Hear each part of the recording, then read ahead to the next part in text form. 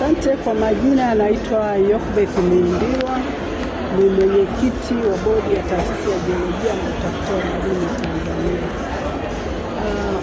Nipo hapa katika banda hili la GST ambao wapo hapa kwa ajili ya maonyesho ya Nane Nane ambayo yanafanyika katika viwanja hivi vya nchi. Lakini naweza mkajiuliza kwa nini GST tuko hapa? Tuko hapa GST, mojawapo ya jukumu letu kubwa ni kufanya tafiti mbalimbali za jiosayansi ambazo zinalenga kugundua maeneo ambayo yana madini. Lakini ukiangalia hii siku ya Nane Nane, kwa sababu ni sikukuu ya wakulima, kwa hiyo GST kama GST ina mchango pia katika sekta hii ya kilimo, kwa sababu kwenye madini tunayofanya utafiti kuna madini ambayo yanatumika kwa ajili ya kukarabati udongo. Kuna maeneo ambayo unakuta maeneo hayana rutuba ya kutosha. Hivyo fika GST utapata mwafaka wa maeneo ambayo yamekuwa na changamoto hizo za rutuba.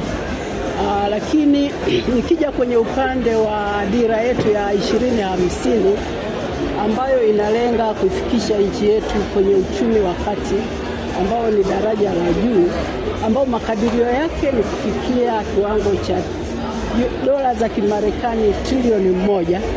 Na katika hili kufikia kwenye lengo hilo, sekta ya madini ni mojawapo ya sekta zilizochaguliwa kuifikisha nchi kwenye dira yetu hiyo. Na katika sekta ya madini ndipo ambapo GST tupo. Kwa hiyo na katika kufikisha na sisi kuchangia katika hiyo dira ya 2050, kazi yetu kubwa au lengo letu kubwa kabisa ni kufanya tafiti mbalimbali za jiosayansi. Nikisema za jiosayansi namaanisha za jiokemia, jiofizikia, jiolojia. Na katika tafiti hizo, kutokana na tafiti ndipo ambapo tunaweza tukapata taarifa mbalimbali ambazo zinaainisha maeneo yenye madini ambazo zitavutia uwekezaji katika sekta ya madini na kuongeza pato la taifa.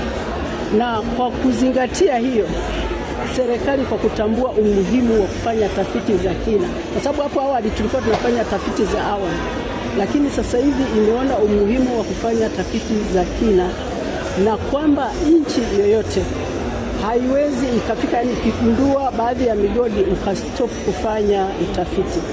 Kwa hiyo kwamba utafiti ni nguzo na ni uhai katika migodi yote, na yamkini hii migodi ambayo ipo baada ya muda itaisha, madini yaliyopo yataisha. Kwa hiyo hivyo juhudi zaidi zinatakiwa kufanyika ili kuwa na migodi mingine, kuwa na uchimbaji endelevu.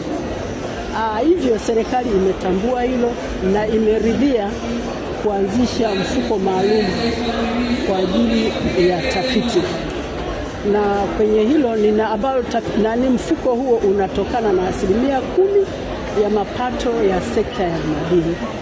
Katika hilo ninaomba nichukue nafasi hii kuipongeza sana serikali yangu inayoongozwa na Mheshimiwa Dr. Samia Suluhu Hassan, ambaye wameona ni vema kwa kweli hii taasisi ipewe nguvu zaidi ili iweze kutufikisha huko kwenye dira yetu ya 2050.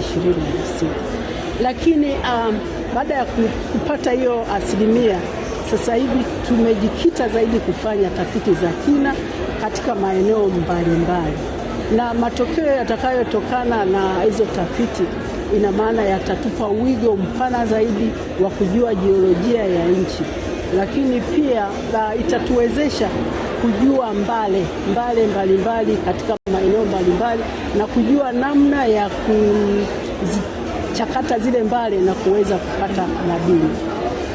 Lakini pia itasaidia kwa sababu unakuta sasa hivi maeneo mengine unakuta walitakiwa kupewa wachimbaji wadogo au wachimbaji wakubwa. Unaweza kukuta ya wakubwa wanamiliki wachimbaji wadogo, lakini tutakapofanya hizi tafiti za kina, ina maana serikali itakuwa na uwezo wa kutenga kabisa maeneo kwa ajili ya wachimbaji wadogo, wachimbaji wakubwa kulingana na mashapo yaliyopo katika maeneo. baada ya kusema hayo, naomba nichukue nafasi hii kuwakaribisha wadau wote wa sekta ya madini katika banda letu hili la GST lililoko hapa Nane Nane Nzuguni, ili kuja kukutana na wataalamu wetu, kupewa ushauri na kuelimishwa kuhusiana na madini yanayopatikana Tanzania. Lakini baada ya shughuli hii tunazo ofisi zetu hapa Dodoma. Kwa hiyo nawakaribisha sana wafike pale ofisini.